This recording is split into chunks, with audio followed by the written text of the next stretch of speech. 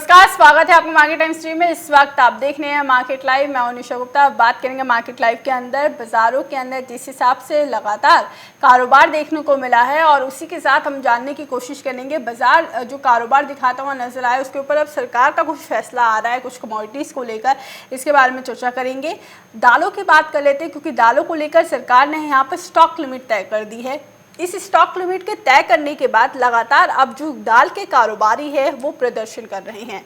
सबसे बड़ी चीज़ यहाँ पर जानने की ज़रूरत यह है कि ये प्रदर्शन क्यों हो रहा है, क्योंकि दालों की कीमतें जो हैं अभी एमएसपी से लगातार नीचे चल रही हैं। कुछ वक्त से हम लगातार दालों के जब से आयात को लेकर खबरें निकल कर आई और आयात को लेकर लाइसेंस जारी किए गए, जिसमें हमने तुअर और उड़द दालों का भी आयात के लाइसेंस जारी होते हुए देखे।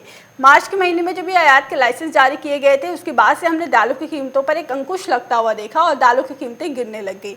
मार्च के बाद से वो कीमतें अभी तक गिरी रही हैं। इस गिरावट के बावजूद यहाँ पर सरकार ने दालों की स्टॉक लिमिट तय कर दी है।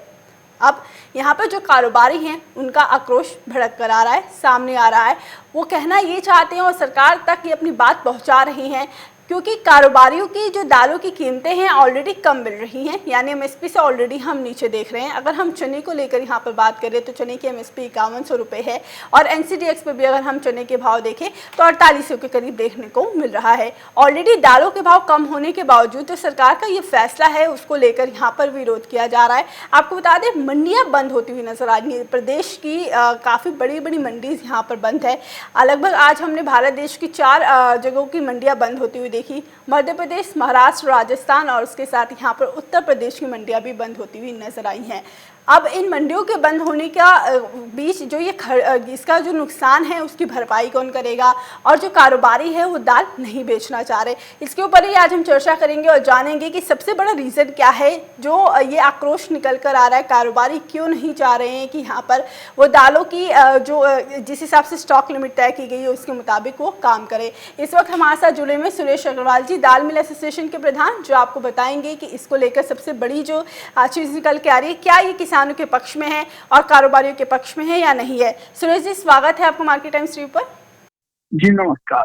नमस्कार सुरेश जी। सुरेश जी, सबसे पहले यही जानना चाहेंगे, क्योंकि यहाँ पर जो दालों की स्टॉक लिमिट तय की गई है उसको लेकर प्रदर्शन जारी हो चुका है। इससे पहले हमने कभी नहीं देखा कि दालों के कारोबारी इतने गुस्से में आए हों और प्रदर्शन शुरू हुआ हो, लेकिन ये जो इस वक्त जो देखने को मिल रहा है स्टॉक लिमिट के बाद से, सबसे पहले ये जानना चाहिए, क्या ये स्टॉक लिमिट सही मायने में आपको लगता है कि कारोबारियों के पक्ष में ये फैसला लिया गया है सरकार की तरफ से? बिल्कुल कारोबारियों के पक्ष में नहीं है। ये एक तरफा निर्णय लिया। मध्य प्रदेश, राजस्थान और महाराष्ट्र और उत्तर प्रदेश सभी दूर व्यापारी नाराज है। तमाम मंडियां बंद है, चाहे लातूर हो, गिर हो, जबलपुर हो, इंदौर हो, ग्वालियर हो, कानपुर हो, जयपुर हो, तमाम मंडियां बंद है। सरकार ने सबसे कम प्राइस, हिंदुस्तान में अगर कोई चीज सबसे सस्ती है तो वो दाल है। भारत सरकार की निर्धारित मिनिमम सपोर्ट प्राइस से भी कम रेट पे दाल बिक रही है, और उसके बाद दालों पर स्टॉक लिमिट लगाना, ट्रेडर्स को 2000 लिमिट लगाना, ये एक बहुत अनुचित गैर वाजिब कदम है। हमने भारत सरकार से अनुरोध किया है कि इस नोटिफिकेशन को वापस ले, क्योंकि अगर इस प्रकार के नोटिफिकेशन आएंगे, दालों में बिल्कुल तेजी नहीं है और उसके बाद आप उस पर कंट्रोल लगा रहे। तमाम ऑयल सीडों में तेजी है, तमाम तेल के अलावा अन्य वस्तु में तेजी है। सरकार उस पर अपना क्या मंथन कर रही है वो जाने, मगर दालों में घर में सबसे कम उपयोग में आने वाली वस्तु है, उस पर टैक्स लगा के सरकार ने किसान को सर्वाधिक नुकसान देश के किसान को, व्यापारी को और मिलर को किया है। इससे जो किसान दलहन बोने में विचार करता था अब वो पीछे हटेंगे।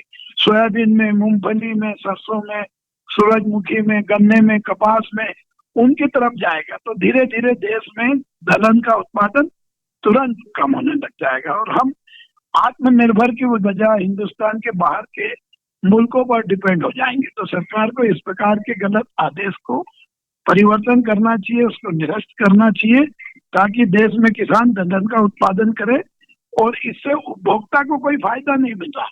उपभोक्ता मॉल में जाता है, सुंदर पैकिंग में आधा किलो दाल खरीदता है, उससे अगर हम थोक भाव की तुलना करेंगे तो वो किसान के साथ अनुचित हो रहा है। तो इस पर सरकार को पुनः विचार करना चाहिए। यानी यहाँ पर किसान काफी में आते हुए नजर आ सकते हैं। ऑलरेडी हम कारोबारियों को यहाँ पर गुस्सा भड़कते हुए देख रहे हैं और कारोबारियों के बिल्कुल भी पक्ष में नहीं लिया गया है।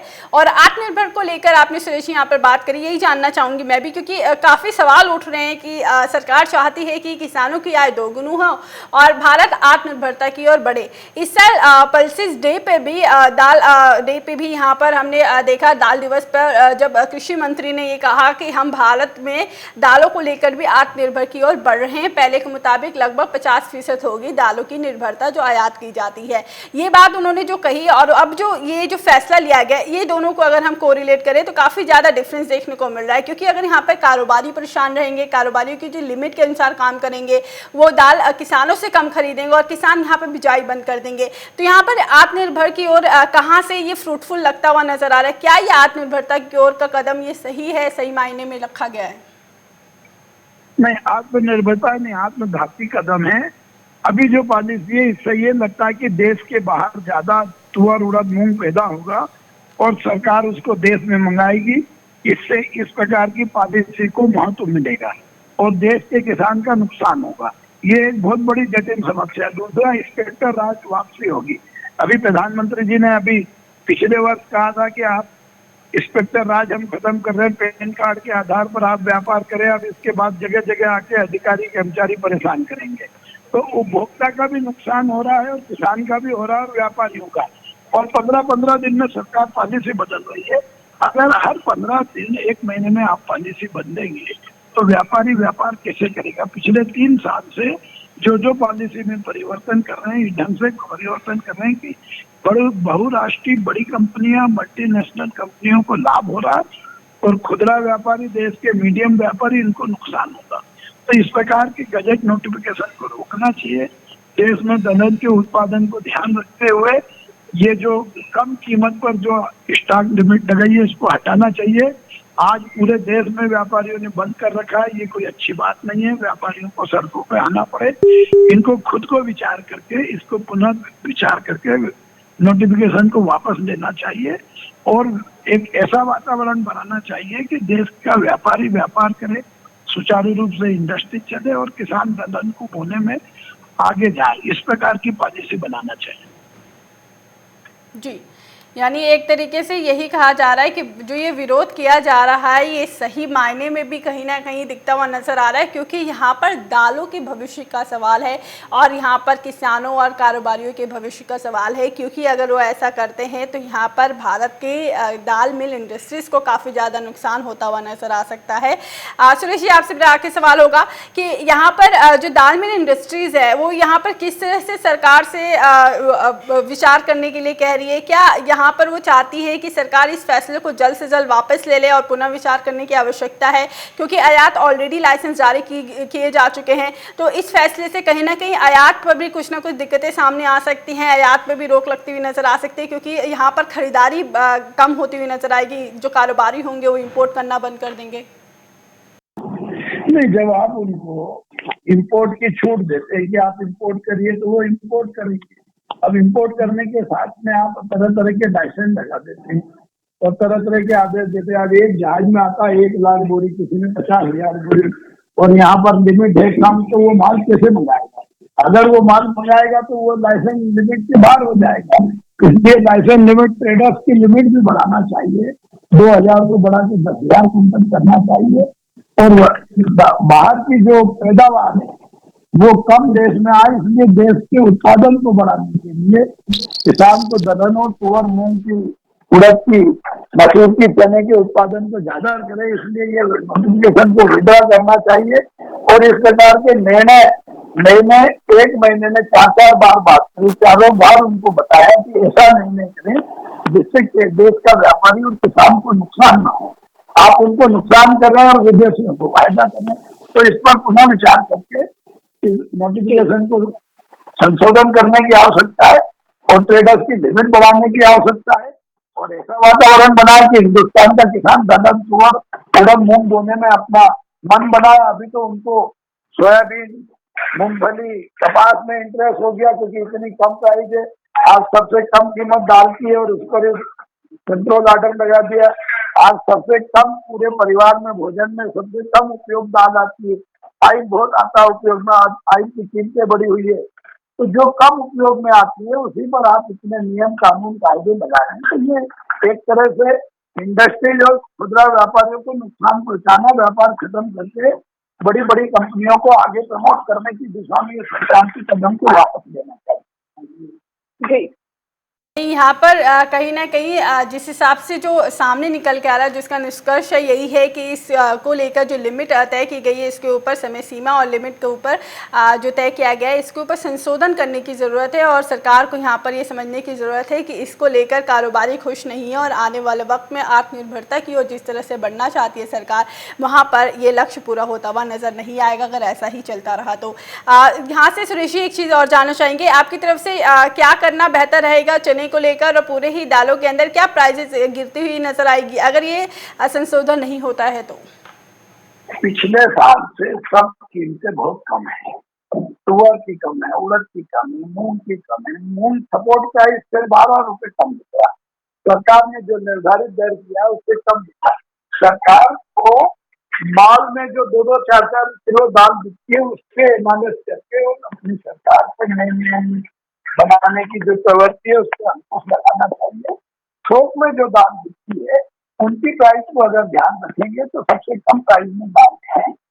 और इस प्रकार ये स्टॉक लिमिट में जो 2000 है उसको बढ़ा के 10,000 करना चाहिए, ताकि कम से कम दाल मिल अपने दाल बनाए। एक तरीका वस्तु नहीं, चना, उड़द, तुअर, मूंग, मसूर, खड़ा माल, दालें और प्रकार की दालें सब चीज रखना है तो 2000 में वो संभव नहीं है। तो इसकी लिमिट भी बढ़ाने की आवश्यकता है।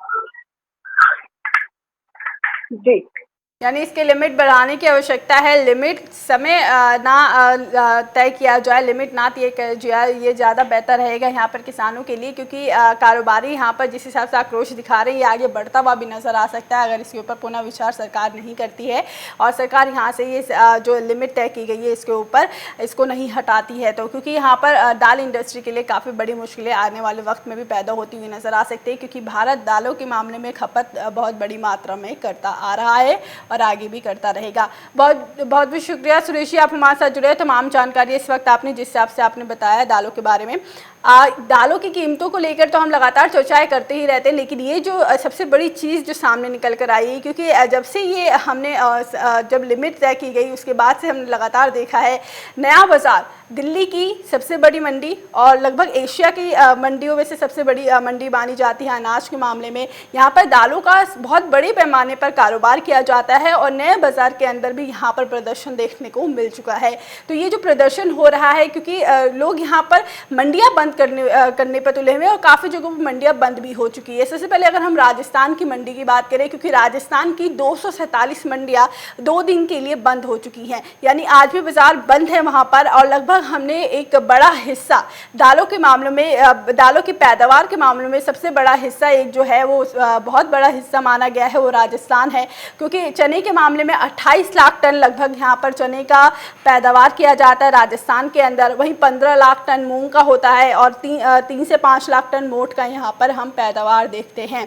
वहीं 10,000 टन के आसपास यहाँ पर तुअर की भी पैदावार देखने को मिलती है। ये बड़ी मात्रा में इतनी अच्छी क्वांटिटी में पैदावार होती है और 2 से 47 मंडियाँ हैं जहाँ पर दालों की रोज़ माना जाए तो यहाँ पर खरीदारी और बिकवाली की जाती है, वो मंडियाँ बंद है। और इस मंडियों के बंद होने का यहाँ पर काफ़ी बड़ा नुकसान देखने को मिल भी रहा है। तो इसको सबसे ज़्यादा ज़रूरी है कि यहाँ पर जल्द से जल्द इस चीज़ के ऊपर पुनः विचार किया जाए और ये जो समय तय किया गया है जो यहाँ पर तो उसके ऊपर पुनः विचार करके इसको हटाया जाए, क्योंकि लिमिट तय करना दालों के लिए किसी भी अगर हम बोले पदार्थ की लिमिट तय करना भारत के अंदर काफ़ी ज़्यादा नुकसानदेह साबित होता हुआ नज़र आ रहा है। क्योंकि आने वाले वक्त के अंदर जो दालों की पैदावार है वो उड़द की दालों की पैदावार की बुआई बहुत जल्द शुरू होने वाली है, तो उसको लेकर भी यहाँ पर काफ़ी चिंताएँ हो सकती हैं। तो एक दाल ही नहीं बल्कि काफ़ी सारी दालें यहाँ पर इम्पैक्ट होती हुई नजर आएगी और यहाँ पर कीमतों के अंदर और गिरावट देखने को मिल सकती है। और जो ये आक्रोश हो रहा है, सबसे बड़ा चीज़ जो प्रदर्शन हो रहा है उसकी सबसे बड़ी चीज़ जो यहाँ पर सामने निकल के आ रही है, क्योंकि MSP के नीचे ऑलरेडी दालें हैं, उसके बावजूद इतनी बड़ा फैसला क्यों लिया गया, इसके ऊपर यहाँ पर लगातार कारोबारी इसी के बारे में चर्चा कर रहे हैं कि जब एमएसपी से नीचे ऑलरेडी दालें बिक रही हैं तो इसके ऊपर सरकार को फैसला नहीं लेना चाहिए था। उसके अपोजिट में अगर हम खाद्य तेलों की बात करें, क्योंकि दलहन के बारे में सरकार ने इतना बड़ा फैसला लिया, लेकिन तिलहन जो लगातार तेजी की तरफ जा रहा है, हमने सोयाबीन, रिफाइंड ऑयल, सरसों के अंदर लगातार एक ऑल टाइम हाई पर 2021 के अंदर कारोबार देखा है। और तेलों के रेट दालों के मुकाबले दोगुने हो चुके हैं। पिछले साल के मुकाबले हमने तेलों के रेट यहाँ पे दोगुने होते हुए देखे हैं। तो इसके ऊपर सरकार को फैसला लेना काफ़ी ज़्यादा ज़रूरी है। लेकिन दालों के ऊपर जो फैसला लिया गया है, इसको लेकर कारोबारी आगे भी प्रदर्शन करें, लेकिन इसके ऊपर जो भी अपडेट आएगी हम आप तक पहुंचाते रहेंगे। मार्केट टाइम्स टीवी आप देखते रहिए। अभी के लिए जो मार्केट बता रहा है उस हिसाब से अभी चने की कीमतों में और बाकी दालों की कीमतों में थोड़ी बहुत और करेक्शन देखने को मिल सकती है। अभी के लिए मार्केट लाइव में बस इतना ही। आगे खबरें देखने के लिए देखते रहिए मार्केट टाइम्स टीवी।